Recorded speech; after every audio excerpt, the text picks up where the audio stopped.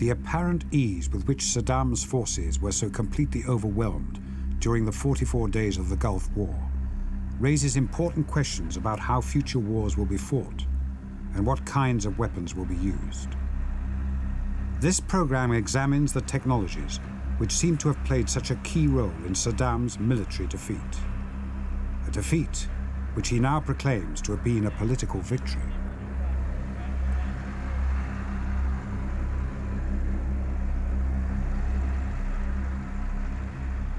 But back in January, as the pilots and ground crew of the 37th Tactical Fighter Wing prepared for a war that had become inevitable, there was no time to indulge in abstract considerations of victory or defeat.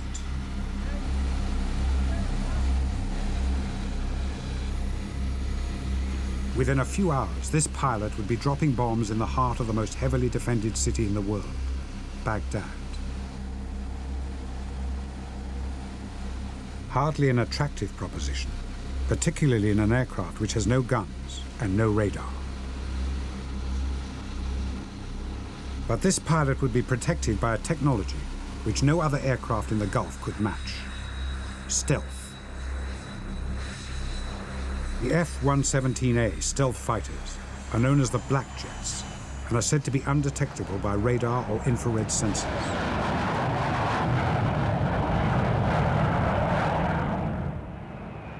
Coated in radar-absorbent material, the Black Jet's skin will soak up a significant proportion of any energy directed at it, while its unconventional shape deflects the remaining radar beams away from the interrogating source. It's said that this 66-foot-long plane has the same radar signature as a .22 air rifle pellet or a small bird. Flying undetected and unchallenged on that first moonless night of the war, the only other plane the Black Jet would see was the one from which it would refuel shortly before entering Iraqi airspace. The time was now 2:35 on the morning of January 17th, and 600 miles away in the Gulf, the first shot of the war was about to be fired. Symbolically, for the war that was to come, it was a high-tech unmanned cruise missile. By 2:45, all hell had broken loose across the length and breadth of Iraq. Over Baghdad itself, surface-to-air missiles, or SAMs, and anti-aircraft artillery, known to the pilots as AAA, pierced the night sky in a frantic attempt to halt the invisible intruders. Well, I had never seen AAA before, and I'd never seen SAMs launch before. And then the first night I saw both. And it looked to me, I describe it, Disneyland is famous for their fireworks displays, and it's pretty awesome. And it looked like we were going to be flying right through the middle of that fireworks display. The first few missions were pretty scary. Everyone was nervous. No one expected us to achieve the results that we did without getting hit at all.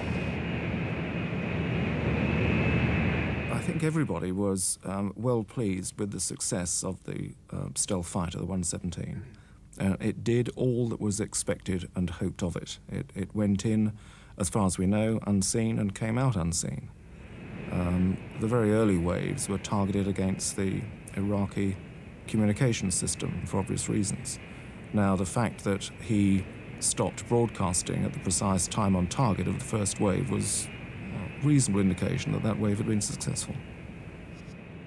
Within the first 10 minutes of the war, there had been attacks on the telephone system, on the electric system, on all of the sector operations centers, the National Air Defense Operations Centers, the associated intercept operations centers, on significant command posts at strategic and operational levels. This happens across the entire breadth of the country, and it happens for practical purposes simultaneously. Once we had made the first attack, he was doomed, because we had imposed strategic paralysis from which he could not recover.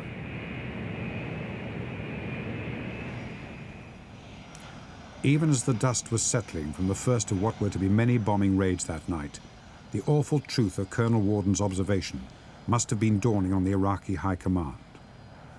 The war was only 10 minutes old, and already they were deaf, dumb, and blind, thanks largely to a handful of unseen stealth fighters.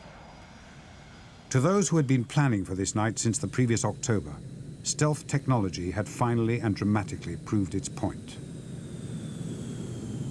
What stealth allows you to do is it obviates the need for large force packaging that you need to do with conventional aircraft assets. You don't need all the suppression of enemy air defenses aircraft, or what we call SEAD aircraft, to go along with stealth. You don't need the force protection aircraft or the air-to-air fighters to go along with stealth to protect them. And what that allows you to do is free up a whole series of assets to strike a wide array of targets simultaneously. And if I may use an example to describe what I'm talking about. Early on, we had a conventional attack package consisting of 4 Saudi Tornadoes, 4 A6s, and since it was relatively early on in the conflict, we had 4 F-4Gs designed to suppress enemy air defenses. We had 5 EA-6B electronic combat jamming aircraft, and 21 F/A-18s carrying HARMs, high-speed anti-radiation missiles, to take out surface-to-air missile sites. So a total of 38 aircraft, okay, to get 4 bomb droppers across 1 target. At the same time, we had 21 F-117s attacking 38 targets. Okay, so that's what the value of stealth is. It allows you to reach out and accomplish much more than if you only had conventional aircraft. Daybreak revealed the appalling scale of the damage that had been accomplished on that first fearsome night. But still the barrage continued. From the warm, clear waters of the Red Sea, 800 miles away, cruise missiles launched from submarines began their one-way trip to Baghdad.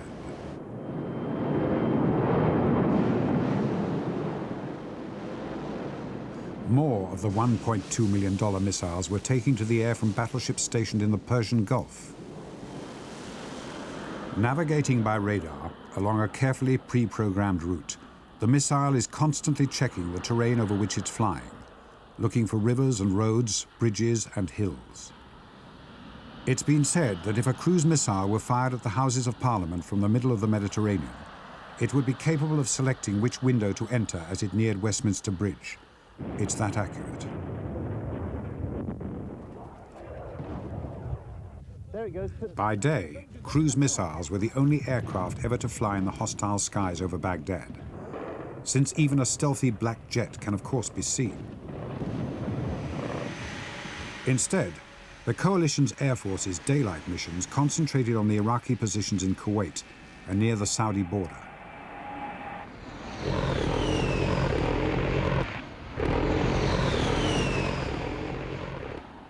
It's been estimated that around $300 million worth of bullets, bombs, and missiles were used during the first 24 hours of the war. As dusk fell on that first day and the ground attack aircraft returned, the night attack aircraft were being prepared for their second trip north into Iraq. Already, this was becoming a 24-hour night and day war.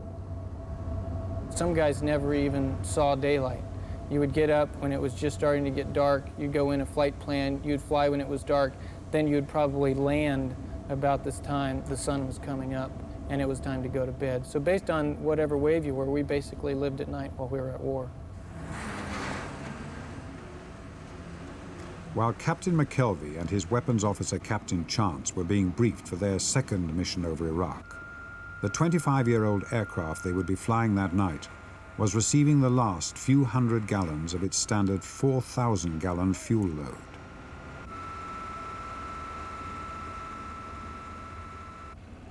It was also being armed with the kinds of bombs which were to become a feature of the next 42 days of the war. These are precision-guided munitions, or as the press soon learned to call them, smart bombs. A smart bomb is simply a conventional bomb with a laser-seeking sensor, a simple guidance mechanism, and steering fins on its nose. At around $80,000 each, These bombs are 4 times more expensive than a conventional bomb, but are over 100 times more accurate. Why? Well, a dumb bomb, as conventional weapons are traditionally called, will fall along a parabolic trajectory, the mathematics of which would have been unremarkable even to Sir Isaac Newton. It's the result of a combination of forces: gravity, wind resistance, and the forward motion of the plane. In practice, however, as dumb bombs fall towards their target, winds and air currents, aerodynamics, and structural asymmetries will cause them to deviate from their mathematically ideal path. For a group of dumb bombs dropped from 10,000 feet, for example, this means that over half of them will miss the aiming point by over 1/8 of a mile. This miss distance creates a lethal area around the intended aiming point, known as the circular error probability. And for the high-altitude bombers of World War II, that meant that bombs could fall as much as a mile from their targets. If you think back to World War II as an example, you recall that the circular error probable of B-17s was in the vicinity of about 3,300 feet. This meant that in order to have a high probability of hitting a relatively small target, like the size of an aircraft shelter, about 60 by 100 feet, that you needed to drop almost 9,000 bombs. To drop 9,000 bombs, you would need almost 1,000 B-17s. Nowadays, no air force in the world could afford to mount a 1,000-bomber raid aimed at a single target. The cost of the aircraft, the cost of the bombs, and of course the cost in lives, both aircrew and innocent civilians, collaterals as they become known, was simply too high. So during the final months of the Vietnam War, secret tests were conducted with the new laser-guided bombs. Since then, smart bombs have evolved towards a measure of accuracy that is chillingly precise. It's now not a matter of which building you want to hit, but whether you wish the bomb to enter through the door or the window. This devastating accuracy is achieved by illuminating the target with coded pulses of invisible infrared laser light. The target then becomes a sort of laser lighthouse, reflecting that energy back into the sky. Like a ball bearing tossed into a plastic funnel, a bomb tuned to that coded laser light will always steer towards the reflection. When it was first developed all those years ago, this system was top secret and was codenamed PAVTAC. Captain Mark Chance describes a typical PAVTAC bomb run. Basically, once Mike and I have gotten into the target area, I've already gotten the radar picture of what the target is looking like. The PAVTAC pod, our infrared detector set, is looking the same spot that the radar is. Painting all the way out to 12. Looking good on the target. 180 looks good for the egress heading. The laser is now looking at the target and giving us information back, telling us exactly how far we are out from the target. Mike is then given good information on where he needs to put the airplane to get the best chance of the bomb seeing the target. 3 seconds to pull. Okay, watch for the bar. Video switching. Pulling. And quickly. Roger. Speed's 10 miles. I video switched so that now I am looking at what the PAVTAC pod is looking at, which hopefully is still on the target. I'm not actually flying the bomb, I'm flying a spot on the ground and telling the bomb this is the point where I want it to hit. The bomb then determines the best way for it to get there. Lasers on. Tracking. Yeah! The precision allows you to destroy exactly what you want to destroy with a minimum of collateral damage, with a minimum of loss of innocent civilian life, and to do it with very few airplanes. Throughout that second night, as the raids continued unabated, increasingly bizarre images were being recorded. Some smart bombs have cameras in their noses and are flown to the target by the aircrew using a joystick control, rather similar to those used in video games. A bomb's eye view of the Gulf War. At 2:03 that morning, however, the world was treated to a chilling demonstration of the value of imprecision. 8 Scud ballistic missiles struck Israel. Incredibly, no one was killed, although 68 people were injured. The 40-year-old missile had caused less physical damage than an average-sized dumb bomb, and yet the echo from this Scud's impact was to reverberate around the world. The whole military machine had thought of the Scud as a not very accurate threat, and therefore one not to be taken very seriously. This was because when targeted against something like a barracks or an airfield, the chances of it hitting anything of any significance were fairly low. Whereas in fact what had been forgotten, I think, by most of the military planners was that if it was targeted against a city, wherever it fell, it would cause quite significant damage, and that would be politically pressurizing on the government involved. Which had been precisely the objective behind the use of such an imprecise weapon as the Scud. While their Knesset deliberated on how to respond to these random attacks, Israeli civilians strove to maintain some sort of normal daily life, despite the gas masks they were all now forced to carry. The unanswered question in everyone's mind was whether the rather modest amounts of explosive that the inaccurate Scud carried would be replaced with a chemical warhead. To this day, intelligence sources are divided about whether Saddam's engineers were able to fit their chemical warheads to the longer-range Scuds.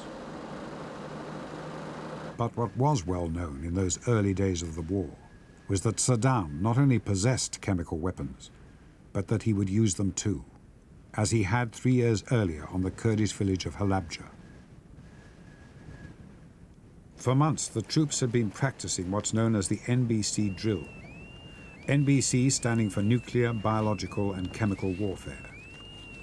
The appalling reality underlying this awkward palaver is that you may have as little as 9 seconds in which to protect yourself after a chemical attack before dying of convulsions, asphyxiation, and heart failure. It was clear that the Scuds had to be stopped, whether they could carry chemical weapons or not. It was hoped that the answer would lie in the Patriot anti-missile missile, and units were rushed to sites throughout the Gulf. Over the next few weeks of the war, the highly publicized Patriot came to be perceived as yet another example of the West's technological supremacy, along with laser-guided bombs, cruise missiles, and the stealth fighter.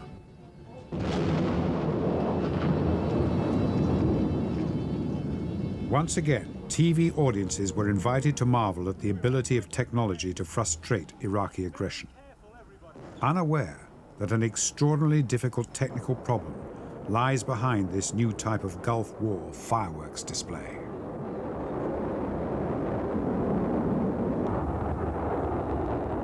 At launch, a long-range Iraqi Scud, known as an Al-Hussein, weighs a little over 5 tons, most of which is highly explosive liquid propellant.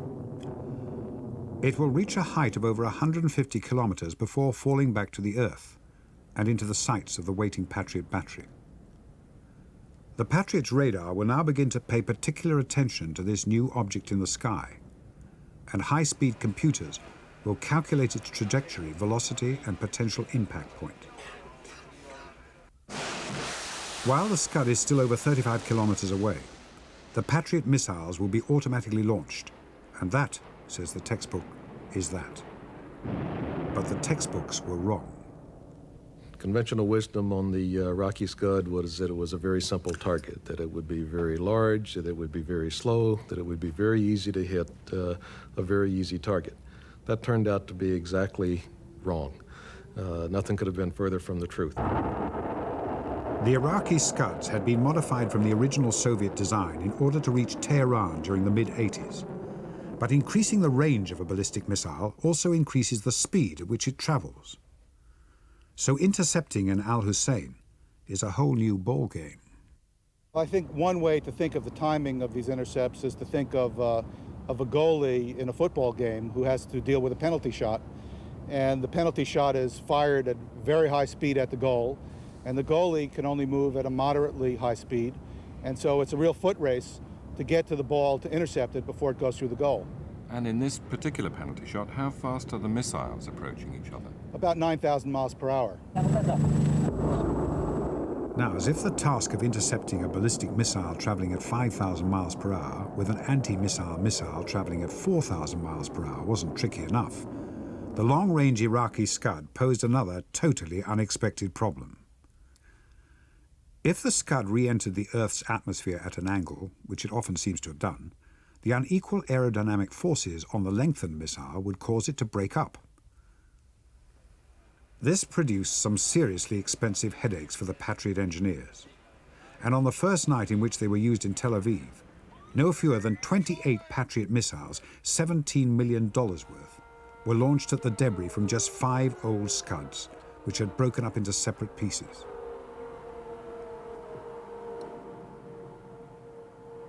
We learned later that they had broken up, but we didn't know that at the time. When they came into Patriot's radar surveillance, a number of tracks were seen on the screen. These were solid tracks, and the operators engaged those just like they would any track. When it was learned that the Scuds were in fact breaking up, then the operators very quickly learned to be able to distinguish between the warhead and the other parts, the tanks, etc., such that very quickly after that, they then engaged only the warheads and did not waste missiles engaging tanks and other debris that had broken off from the Scud. But some analysts have since pointed out that being hit by half a ton of burnt-out Scud traveling at 5,000 miles per hour will kill you just as surely as a warhead. And even when the intercept has technically been a success, if the target is a city rather than a military installation such as an airbase, then the definition of success may need to be reviewed. I think it's probable that the number of intercepts that the Army and Raytheon have claimed is the correct number. That is to say, the numbers that I have heard are 45 out of 47 intercepts. That definition, of course, doesn't address the problem of what the defense is about. The real issue, of course, is did the defense reduce the level of damage on the ground that would otherwise occur if there was no defense? And at this time, the public data leaves reason to question that. I think there's one particular view that's got to be squared up. The digit counters are saying how many were successful and how many failed, and that's the wrong approach. Saddam Hussein used the Scuds politically to try, for example, to involve Israel in the war. Patriot was delivered to Israel and put into operation as an active defense system and was successful in keeping Israel out of the war. Therefore, I would argue that politically, the Scud was not successful in the aim that was ascribed to it, and the Patriot was totally successful. But even though the mere presence of the Patriot seemed to diffuse the threat of Israeli retaliation, it was clear that their patience would not be limitless. Although the permanent Scud launch sites had been destroyed early on in the war, it was the mobile Scud launchers which were still causing trouble. A couple of 23-year-old Boeing 707 cargo planes turned out to have the answer. In December of last year, these two venerable old aircraft, known as Joint Stars, were still in the middle of development testing and were officially 2 years away from delivery to the US Air Force. But the war was to change all that. On January 11th of this year, the two aircraft, the aircrew, and even a few of the subcontractor civilian technicians took off for the Gulf. The cause of this unseemly and unusual haste lay in what Joint Stars can do. The clue is in the name. STARS is an acronym for Surveillance Target Attack Radar System. It is claimed that Joint Stars can see hundreds of miles into enemy territory and see troop movements and individual vehicles, tanks, armored personnel carriers, and of course, Scuds. Quite frankly, before we deployed to the Mideast, Scud was really not even part of our vernacular. You know, we were pretty well focused on looking for armored and mechanized vehicles. When we arrived in theater and after the air war started and Scuds became an issue in the war, we were asked to see if we could contribute toward finding and ultimately destroying those missiles. We're starting to have a target developed right here in this particular area. Think I ought to call the ace to take a look at it? Hey. Y'all got here? Take a look right here. The display that the operator has is really a map electronically generated map of the area that he's looking at. It has roadways on it, it has borders on it, it has lakes, foliage, that sorts of thing. Overlaid onto that are a series of little yellow dots, and each one of those dots is something that's moving. Anything that's moving, it'll come back as a little dot to the operator. What we're able to do then is to put a bunch of these little dots together over time and make almost like a little cartoon strip of the little dots in animation actually moving. In the early phases of any mission, the targeteer is trying to assess what is going on really in his area of responsibility. So he'll sit and look for, say, 20 or 30 minutes at the patterns of movements of all these little dots, and he will try to decide whether those dot movements make any sense. Is it an organized movement, for instance? Is it something that's indicative of a column of vehicles on the move? Is it just random movement, maybe some civilian traffic out there? If he doesn't see a column, a major organized movement on the way, he will sit and analyze the data and try to see if any of the movement is going toward a specific place and stopping. If he detects that, we'll take a synthetic aperture radar picture, one of these radar snapshots, if you will, and see what has stopped. We were very successful at that in the war, in that we were able to cue ourselves through the moving vehicle mode of the radar to areas where the Iraqis were actually building up assembly areas. And due to the array of the vehicles, how they were setting up, we were able to determine through our imagery analyzers that indeed those were Scud launchers that were setting up, and we were able to direct fighters into those launch areas and in several cases interdict Scud sites before launches occurred.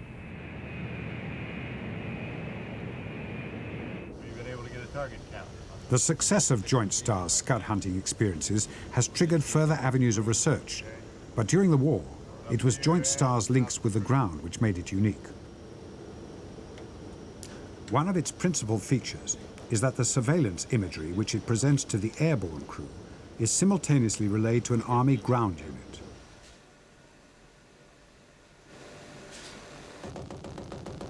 During the clash of American and Iraqi ground forces at Al-Kafji early on in the war, this proved decisively useful. Joint Star's operators spotted a convoy of Iraqi armored reinforcements moving down the road from Al-Wafra towards the battle. They were a little less than a day away. This was high-priority information requiring immediate action, what's known as perishable intelligence. If the intelligence in a near real-time system is not used within a reasonable amount of time, it essentially can become null and void. So if you see a convoy, let's say at 2200 hours, and it is reported and maybe not acted upon for 4 hours, that convoy more than likely is no longer there. Therefore, it is incumbent upon the people who use the system, the people who interpret the imagery, to get the information out as fast as possible, and then if it is decided by the user that is a real target, to try to act on it in a reasonable amount of time. The column of Iraqi reinforcements never made it to Al-Kafji.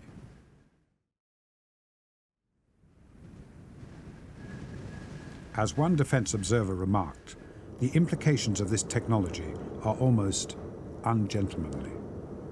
They said the same about the machine gun in World War I. These scenes of British troops on exercise in Saudi Arabia are reminiscent of that conflict, but were recorded on the eve of Valentine's Day this year.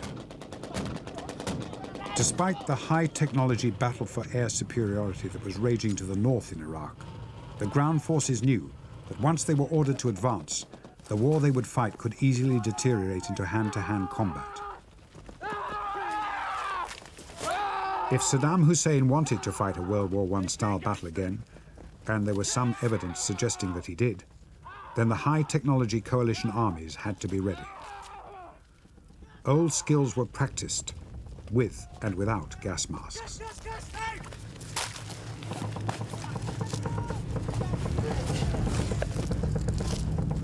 Come on. No, he's got the mask on. Come on!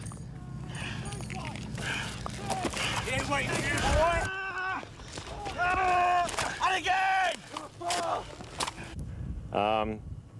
We must plan in the worst. We must plan that there will be enemies sticking it out and fighting to the bitter end, and we're going to hit them with everything we've got, absolutely everything in our inventory, and break in and basically kill everyone inside. Yeah. We will spare 3 types of people: mullahs, medical orderlies, and people who have clearly indicated their wish to surrender.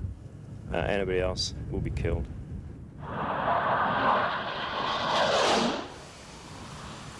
Week 3 of Operation Desert Storm, and the Allies had virtual freedom of the skies, 24 hours a day and at all altitudes. The central commanders in Riyadh decided to take advantage of this unexpected situation and increase the number of bombing raids over Iraq. Rather, as they had with Joint Stars, they called in another technology, which officially at least was still in development: TLD. TLD is a laser targeting system which is fitted to the tornadoes of number 617 Squadron, the Dam Busters. I can just see a vertical wall at the end of this, Bill. Yeah, that's right. That's supposedly the one that opens. Oh, no, it's right. Right, here it goes. Yeah, right in the one. Thank God for that. I hope that's the correct one. Got on the map, one of these is a dead stop. Well, we can always plug the heaters in and go at the top. Okie-dokie.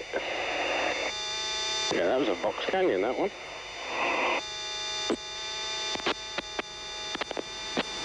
Yeah, I wonder whether it was the other one. Okay. Oh, no, we can go left. Are you? There's a route through there, yeah. I don't think there is. No, we're off it, Bill. We're off it. Yeah, you're right. TLD is said to represent the very latest thing in smart electro-optical precision guidance systems, and is manufactured in a converted biscuit factory up an Edinburgh back street. But this is far from backstreet technology. Working in clean room conditions in which even the air is filtered to remove particles of dust which might interfere with the sensitive optical systems, TLD is assembled with surgical precision. A TV camera, a high-powered laser, a few hundred microchips and a thermal imager are all crammed into the confined space of a 10-foot-long pod which can be bolted to the belly of an aircraft. Unlike the earlier generations of airborne laser designators used on the American F-111s, TLD locks the laser beam automatically onto the target, even if the aircraft is maneuvering to avoid enemy fighters, surface-to-air missiles, or, as was most often the case over Iraq, AAA.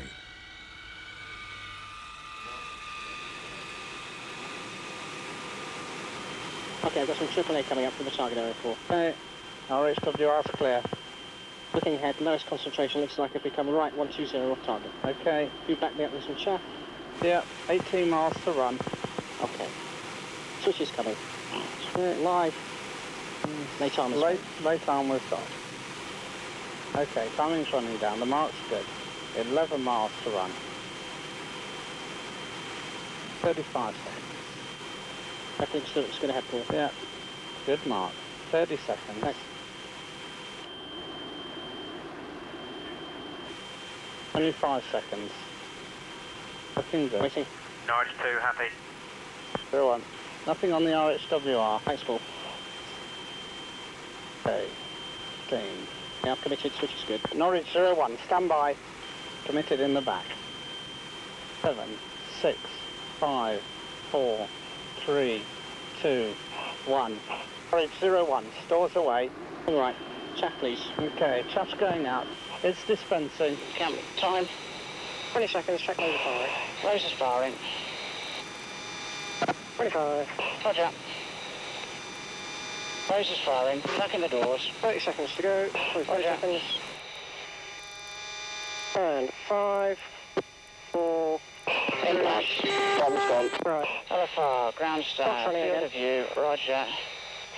Smashing across. And we're virtually right over the top. Okay, field of view and tracking. Right, 15 seconds. Roger, tracking nicely. There's no way this aircrew could have known whether there were any people in the hardened aircraft shelter they've just bombed, or whether there are any in this one either. There'd be nothing they could do about it if they did know. The bomb's already falling and the laser is locked onto the target. the conclusion is inevitable. 5, 4, 3. Picture clear. 2, 1. Yeah, splash. Just splash. In an aircraft, you're remote, really, from the task you're doing. So it's still quite difficult to think that, you know, I was trying to knock down a hardened aircraft shelter, but there were Iraqi soldiers trying to kill me when I was doing the job. And that would just gel in your mind when you saw these missiles and the AAA coming up towards you. You suddenly realise that, hang on, there is somebody there trying to kill me. And that would make you think a little bit. Basically, you know, you keep going and hope, because AAA it's actually got a very small chance of hitting you. It looks frightening, but it's more frightening than effective, in fact, in the anti-aircraft stuff.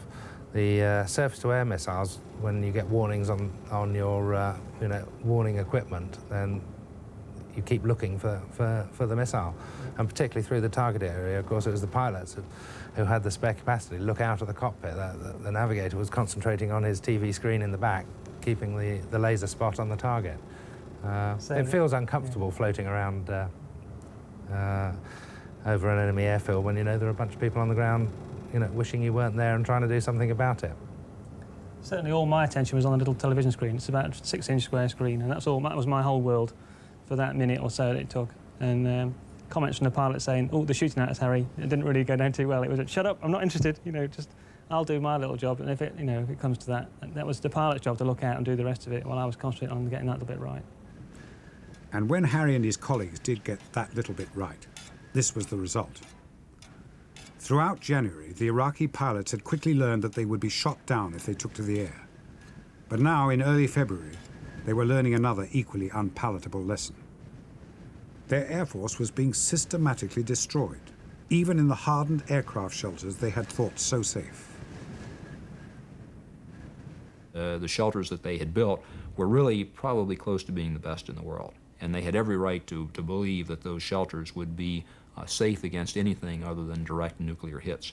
It turned out that they were wrong. Quite frankly, I believe that's why he started sending his aircraft off to Iran, because if he kept them in country, no matter where he put them, they were going to get destroyed. So he took the chance on sending them to Iran. By the middle of February, at least as far as this war was concerned, the Iraqi Air Force was finished. The ground war had to be imminent, and traditionally that means that it's time to enlist the services of the long-range heavy artillery. Enter stage left, 3-9 Regiment, with its new piece of kit, known as MLRS.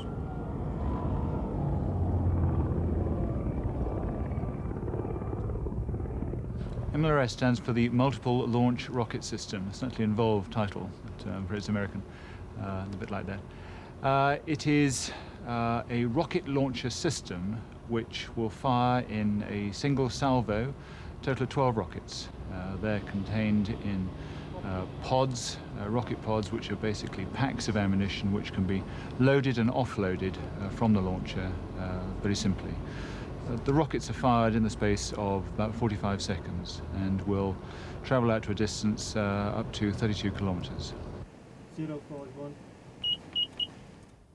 500 store 383. Certainly it was an enormous act of faith in not only the soldiers that they will be ready in time, but also in the equipment. Brand new equipment, relatively unproven, and certainly it had never been used in war. So an enormous act of faith. Arm rockets. Fire.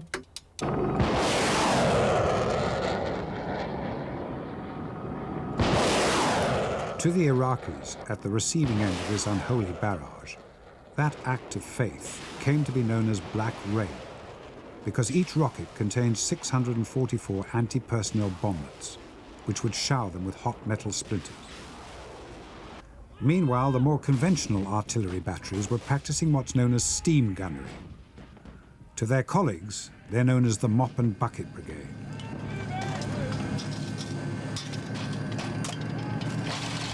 These guns can throw high-explosive shells over 15 miles.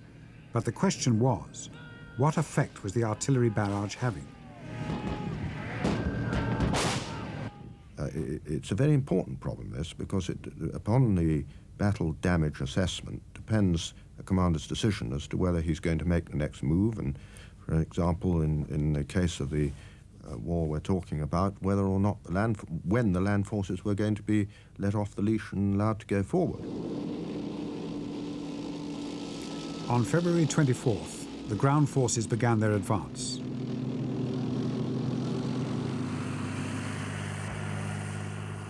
Aided by image intensifiers which can turn night into something approaching day, they kept going long after sunset.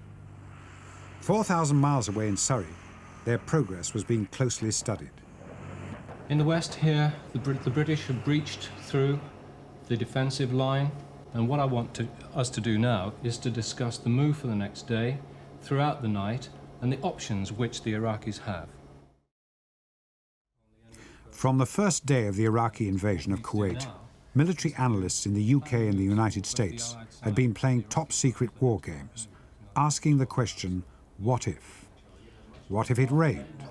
Which it did. What if the Iraqis used chemical weapons? Which they didn't. So, on the Allied side, 3 ACR, 2 ACR will move up in this direction, as they did in the last game. But the new thing for this game, and the one which we'll compare it with, are these two units here, I presume, Charlie. Yes. We're going to bring those down. Yes. Night and day, the war game computers were programmed with the very latest classified information from the front lines. Armed with their own arsenal of facts and figures relating to everything from the rate of fire of an MLRS to the range of a tornado, these computers are invited to imagine a host of different game plans, including estimates of how many people got killed. Matt, have you computed the actual combat loss rate? But as the analysts here readily acknowledge, the conclusions their computers come to are determined by the information they've been given. But as General Sir Peter de la Billière points out, reality isn't always quite so cut and dry. So they can continue to fight. These computer feedouts that we then had were obviously things that information that we looked at very carefully and considered. But let's be quite clear, computers don't run wars, human beings run wars, and you must be very careful to make sure that the information you get from computers is no more than just another piece of information. At the end of the day, you, the commander, have got to take the decisions and make judgments based on a wide range of information, including that provided by computers. By the middle of the second day of the ground war, all the sources of information were saying, move further, go faster. Timescales were compressed and lines of supply were stretched to breaking point. This is the military equivalent of a pit stop. But in Iraq, unlike Silverstone or Brands Hatch, the problem was where are the pits? It isn't easy finding a resupply dump that is quite literally in the middle of nowhere. The key to finding your way around in the desert lies in the fact that the heavens are crisscrossed with a system of exceptionally accurate clocks, more commonly known as navigation satellites. You've got to imagine from the point of view of my job, you're in a vehicle like this, bumping up and down, you've got the flat featureless terrain, you've got headsets on, in one ear you've got your infantry commander speaking to you, in the other ear you've got your artillery commander speaking to you. It's very hard to do all that and map read as well. You can imagine by just switching on a button on this machine, on the trim pack, you know exactly where you are. It makes life a lot easier. You have your window which tells you where you exactly are, and a control system there. You can use it to navigate between any 2 points, or you can use it just to find your position.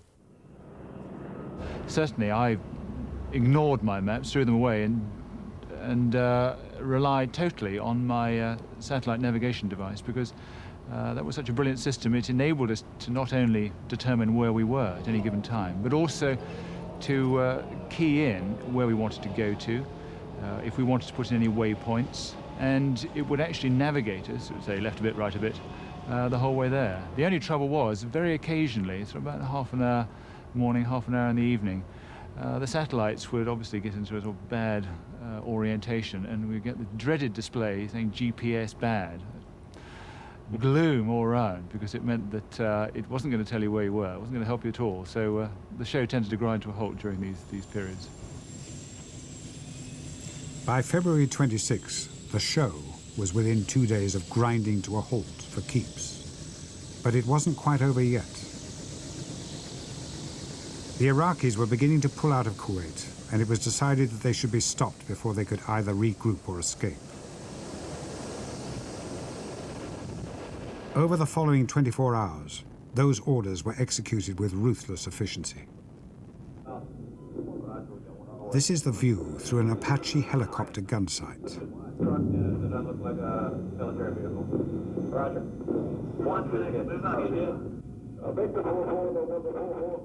Appropriately, the laser-guided missiles which are causing this slaughter are called Hellfire missiles. Roger, you got a spot? All right, good shot. Find us another one. Hovering undetected 2 kilometers or so from the target, just above the ground, the Apaches can simply pick off their victims for as long as they have missiles left to fire.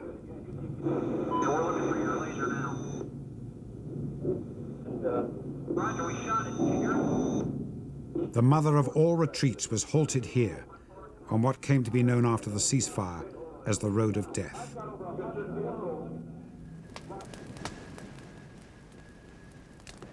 As an oddly surreal counterpoint to the carnage of the Basra Road, a 10-foot-long unmanned radio-controlled aeroplane was also about to enter the history books. It's basically a flying TV camera designed to watch where the USS Wisconsin's massive 16-inch shells land. In the confusion of the ceasefire, however, it was spotted by a platoon of Iraqi infantry, who promptly surrendered to it.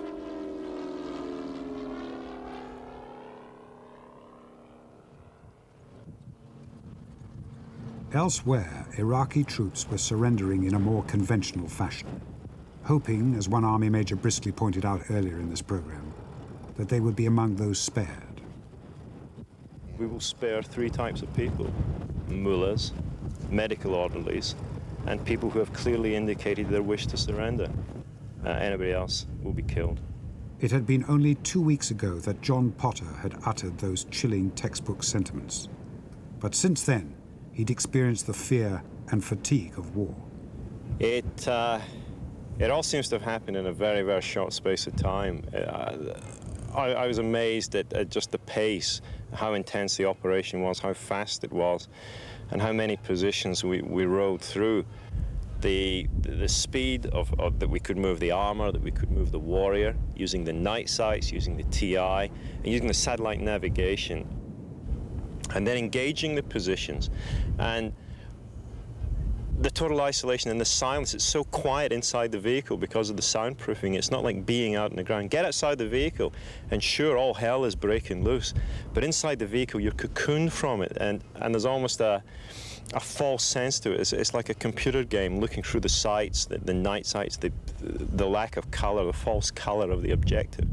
Picking up the muzzle flashes, feeling strike of 7.62 small arms against the vehicle, and being totally immune, and being able to swing around and pick out bunkers at 800 meters away by pumping a couple of HE into them until they stop firing back.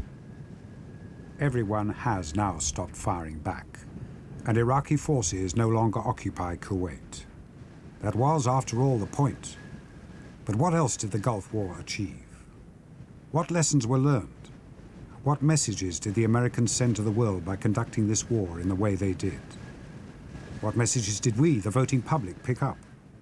For 44 days, TV audiences in the West had hungrily consumed a pictorial diet of precision bombing, stealth fighters, cruise missiles, and Patriots.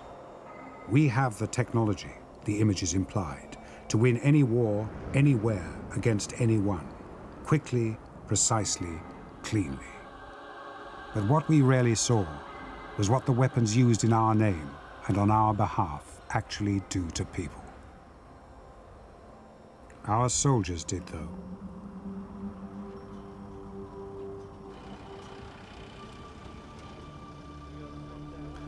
Although they don't know who this man was, his body is about to become one of the many thousand unnamed corpses buried 15 feet beneath the desert sands of his homeland.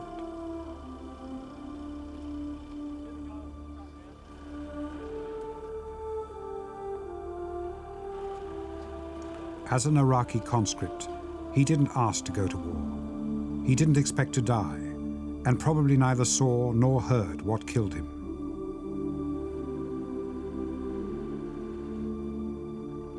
In time, when he fails to return home, his family will come to accept that their worst fears are indeed true. And what lessons might Saddam Hussein draw from the spectacle of a team from the British Army burying an Iraqi soldier they can't identify, and then marking his grave with a satellite navigation instrument? Saddam took on the technological might of the most powerful armies in the world and survived, but only just. Next time, it may be simpler and more effective to take on the West's civilian populations instead, threatening them with indiscriminate low-tech weapons of mass destruction and terror.